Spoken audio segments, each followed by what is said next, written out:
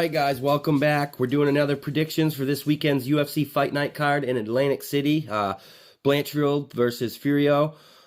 In the middleweight division, we got Bruno Silva taking on former middleweight champion Chris Weidman at 185 pounds, guys.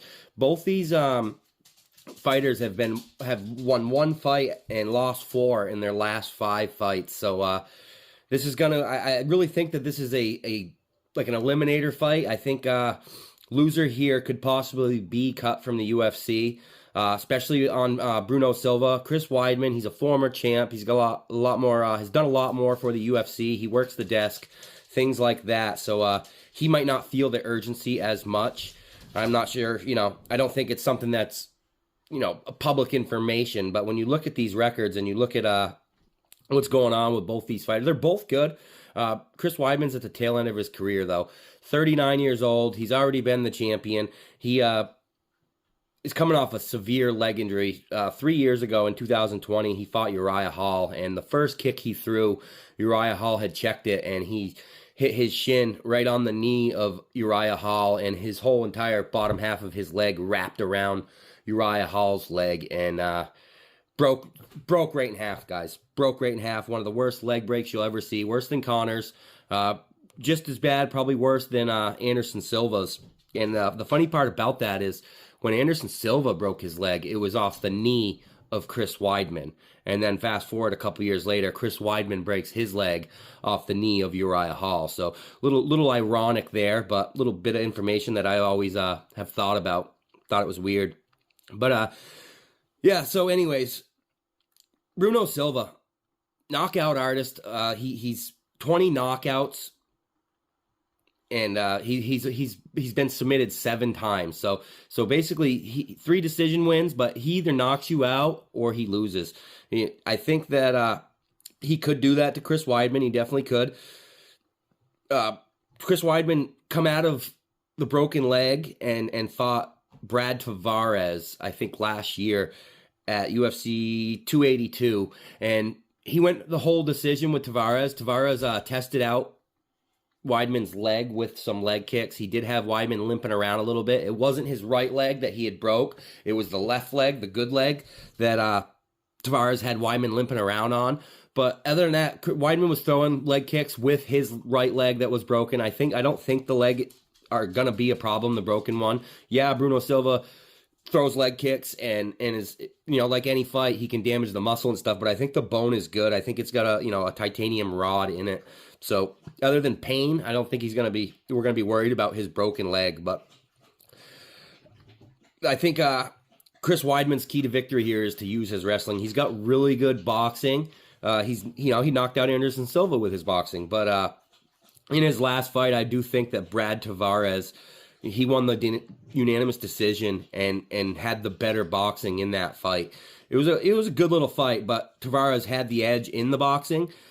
And then you look over at Bruno Silva, and Bruno Silva has knocked out Brad Tavares in round 1 with punches. Hit him so hard he fell down on the ground and he pounded him out. Brad Tavares did protest the stoppage, but it was a clean, good stoppage. So yeah, Bruno Silva's got mad power in his hands, wicked power in his hands, wicked tough chin, and he's a tryhard, guys. If Weidman hurts him, he's going to unload. He's going to unload the gas tank. When he's hurt, he comes forward and he swings, and that's kind of his last ditch effort to defend himself, which in my opinion is better than shelling up and going against the cage and just, getting covered in there and having somebody just unload on you. I think if you ever watch a fight with me, you'll hear me when a guy is stunned, I tell him, swing, swing, swing. It's really the only way to get a fighter that's got blood in his eyes trying to finish you off of you is by punching him right in the mouth and backing him up. So, and Bruno Silva does that. That's exactly what he does when he's hurt. He Hail Marys and tries to really take you out. But as far as a prediction on this, I do think that Weidman is on his way out. I think he needs to use the wrestling and try to choke Bruno. Bruno's been submitted 7 times. Most of them were chokes. So Weidman really needs to push the pace on the wrestling and use his size to his advantage and try to choke out Bruno Silva. Do I think that's going to happen? No. I think that 39-year-old Weidman, this could be one of his last fights. I think that Bruno Silva is probably going to knock him out with the hands here. And I say that only because of where Weidman's career is. He hasn't found a win coming off that broken leg yet. I don't think he's found his stride, coupled with the fact that he is really old. For 185 pounds, 39 isn't that bad. We've seen champions in 205, up into their 40s. So, but yeah, realistically, Bruno's the favorite, negative 280 favorite. Chris is 225 underdog. So, and that's pretty much the way I see it going. I see it going Bruno Silva by knockout. And again, little key piece of information. We got Contender Series as well as the Ultimate Fighter coming up this summer. So I just imagine UFC is kind of cleaning out their closet.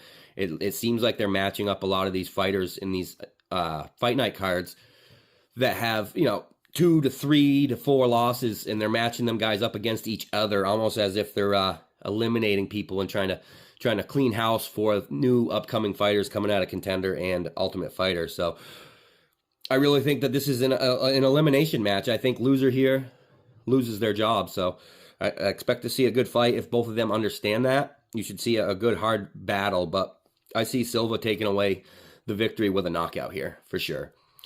But anyway, thanks for stopping by, guys. You know the drill. Like, subscribe, comment, help me grow this channel, and I'll be able to, spend more time and energy on these breakdowns. I already spent, I sit around and watch fights all morning, and then I bring these breakdowns to you. So I would love to, expend more resources, time, and energy on, these videos. So if you guys can like and subscribe and share it with your buddies, maybe even comment down below, it's going to do nothing but help me out. So go ahead and please do that, and we'll see you on the next predictions video. Have a great day.